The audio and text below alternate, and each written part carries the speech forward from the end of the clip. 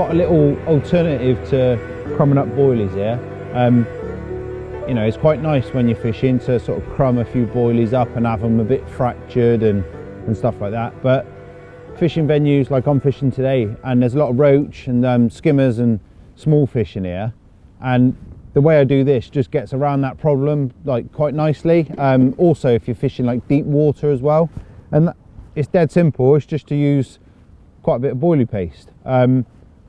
You know, if you were sort of fracturing them up, crumbing them up, when you were to say spawn them out, you'd have a big column of food going down through the water column. Now that's great for attracting carp, really, you know, it is really good.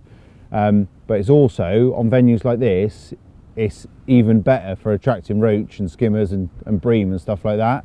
So an alternative is to use a lot of boilie paste, and when you can just literally break it off into clumps, and it'll work in exactly the same principle as the crumb if you were to, like, you know, to mulch them up a bit. And all that'll happen is that it'll go down to the bottom and it'll just melt on the bottom of the lake bed rather than falling through the water as a crumb, you know, almost like a ground bait effect, which would attract the silverfish into your peg.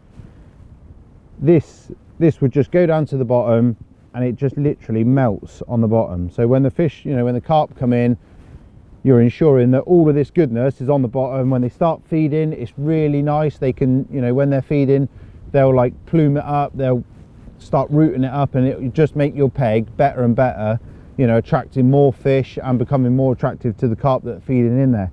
And you can see that that's wet there. And you just break it off dead quick into little lumps, whatever size. You can break them up into different sizes, so you can do some like really small ones.